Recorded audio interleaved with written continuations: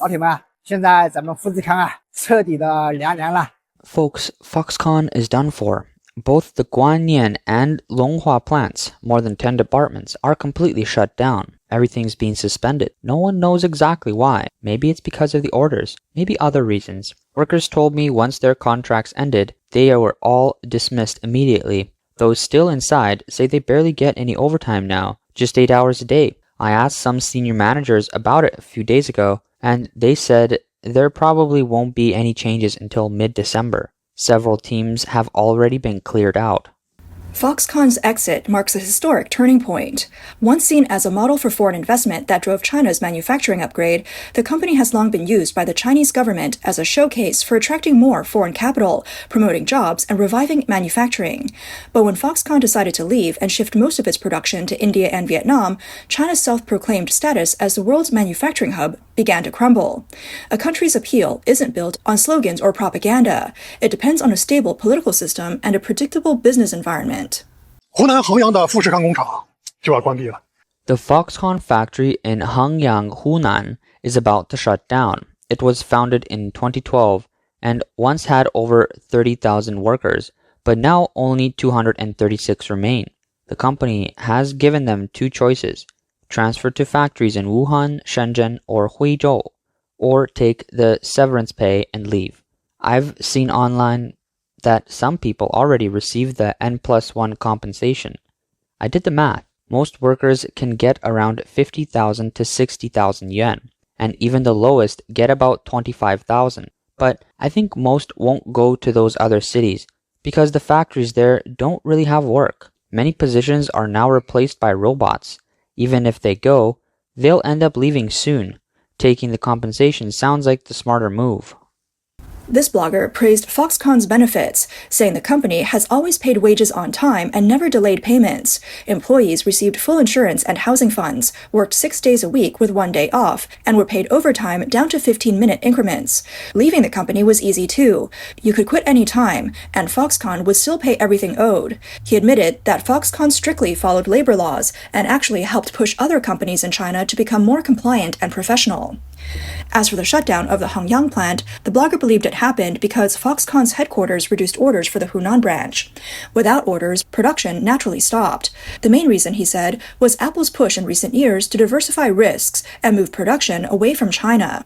Apple required its suppliers to shift operations to India and Vietnam, so the orders that once went to Hengyang were reassigned there. When Foxconn first arrived, it created massive job opportunities and boosted local economic and social development. Many component suppliers, logistics companies, restaurants, and hotels sprang up around the factory, forming a complete industrial and living ecosystem. The prosperity of these supporting industries made the local economy more dynamic and increased residents' income. Now, with the withdrawal of foreign investment, many people who once relied on Foxconn are facing a harsh economic winter. 家人们谁懂啊？在济源富士康门口摆摊，现在是遇到最难的时候。 Can anyone understand how hard it is right now? My husband and I run a food stall outside the Foxconn plant in Jiyuan. It used to be so busy that at mealtimes there were crowds everywhere. Now it's empty. The factory keeps sending workers away to other places. Even during lunch hours, there's barely anyone here. We work all day but can't even make enough to cover the stall fee. Every night when I count the day's earnings, my heart sinks. I keep wondering if we should keep going tomorrow or just give up. We've been doing this for nearly 10 years, and it's hard to walk away. Fellow vendors, what do you think? Should we stay or leave? Apart from the millions of workers who will lose their jobs, those who depend on Foxconn's presence, such as component suppliers, logistics companies, and businesses in food, accommodation, and other support services, will also lose their main customers or market sources. Tax revenues will sharply decline, urban public services and infrastructure development will shrink, and local governments will face a chain reaction of economic decline. In the past decade, China's business environment has been marked by frequent uncertainty, strict pandemic lockdowns, constant changes in laws and policies, political interference, and a lack of continuity in tax incentives. These issues have already made it difficult for foreign businesses to operate. Additionally, restrictions on cross-border capital flow, especially when foreign businesses want to repatriate profits, have yet to be addressed, further accelerating the outflow of foreign capital and eroding global investor confidence in the Chinese market. In contrast, the governments of Vietnam and India have adopted open policies to attract investment. They have introduced multiple incentives, including tax cuts, land policy optimizations, and infrastructure upgrades. According to an October 26 report by Vietnam's Chinese language media, Foxconn subsidiary Xun Cloud Technology has increased its investment in Bac Ninh province, Vietnam. This investment, which is aimed at securing long-term equity, will support the operations of the company that mainly produces optical transceivers.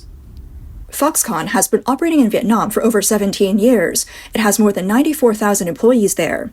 This investment is part of their strategy to expand production and shift more operations to northern Vietnam. Data from Bac Ninh province shows a significant year-on-year revenue increase for Foxconn's subsidiary in the first 9 months of 2025. Currently, Vietnam has become a key hub in the diversification of manufacturing supply chains. According to data from Vietnam's Ministry of Planning and Investment, by the end of 2024, total foreign investment is expected to reach $38.23 billion, with direct investment projects contributing approximately $25.4 billion, a 9.4% increase compared to the same period in 2023. By the end of 2024, there will be over 42,000 active projects in the country, with a total registered capital of over $500 billion. Cumulative foreign investment capital is expected to reach around $322 billion, accounting for 61% of the total registered investment capital. Foreign capital is expected to continue growing strong in 2025, with a potential record high investment for the year. In addition, the Indian government approved 3 semiconductor manufacturing projects with a total investment of $15 billion in 2024. By 2025, India's Make in India and production-linked incentive scheme policies are continuing to attract global manufacturers. India's GDP is expected to grow by 6.4% in the 2024-2025 fiscal year, continuing to expand steadily. Foreign capital entering the markets of Vietnam and India is not driven only by the desire for lower costs, but also by the continuity of policies and the potential for business growth. Despite China's media criticizing these countries as backward and immature, the reality is that capital is voting with its feet. Foxconn's departure is not an isolated incident. With large tech companies like Microsoft, Google, and Nvidia continuously adjusting their global operations and shifting parts of their supply chains and data centers, several foreign giants have announced plans to reduce or exit their business in China between 2024 and 2025. In August 2024, U.S. tech company IBM announced the closure of its R&D department in China, relocating its functions to India and other locations. This move affected over 1,000 employees. Japanese automaker Honda announced the closure of its Guangzhou factory in July 2024 and paused production at its Wuhan factory in November, reducing its total capacity by about 300,000 vehicles annually, which is a 20% decrease in its production capacity in China. In July of the same year, Japan's Nippon Steel announced its withdrawal from its joint venture with Bao Steel, shifting its focus to business operations in the United States. 3分钟啊，裁员了1000多个人。 Hey, in just 3 minutes, over 1,000 people were laid off. One era has ended. On August 26th, IBM completely closes its R&D department in China, shifting that business to India. Over the past 2 years, foreign companies have been pulling out in droves. China and the US are facing full-scale decoupling. The reality is brutal. Big foreign influencers will likely scoff at this, claiming we're leading in every way. So who cares if IBM leaves? But who do you think will be the next to leave? 再见了，广州本田在面对中国新能源车市场激烈的竞争下 Honda just couldn't hold on anymore. They just announced they'll shut down the Guangzhou Accord factory in October and close the Wuhan factory in November. They also plan to either shut down or halt production at 5 other factories in China, reducing their capacity from 1.5 million cars to just 1 million. It's a disastrous situation. There'll be major layoffs too, so more people will lose their jobs. Honda's production cuts have broken the record for the largest scale among the Japanese car makers. Not long ago, Nissan also closed its factory in Changzhou. It seems like they might exit the Chinese market altogether soon. Some scholars say that the reason foreign companies are leaving China is that they see the economy in decline, heading toward recession with no short-term recovery in sight. Another reason is the series of policies from the Chinese Communist Party targeting private and foreign businesses, all to maintain their power. For example, Xi Jinping recently met with private entrepreneurs, asking them to revive their economy, but also warning them that what the party decides, you must carry out. The CCP continues to pressure those it needs, making foreign companies too wary to stay in China. On September 15th, China's State Administration for Market Regulation announced it was investigating NVIDIA for violating antitrust laws. Industry experts expect NVIDIA could face a fine of up to $1.7 billion based on its 2023 and 2024 revenue. If the violation is deemed particularly serious, fees could rise to between $3.4 to $8.6 billion. In February 2025, China officially launched an investigation into Google for suspected antitrust violations, focusing on the abuse of dominance in the Android system and advertising services. Google could face a fine of up to 10% of its global revenue in China. Additionally, Lian Wang, the president of AstraZeneca in China, was detained and is under investigation, while Volkswagen faces an antitrust investigation for alleged price manipulation of auto parts.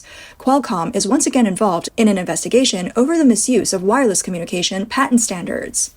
From 2024 to 2025, China's market regulators have been ramping up antitrust enforcement in key sectors, particularly in foreign invested industries like semiconductors, new energy, and platform economies.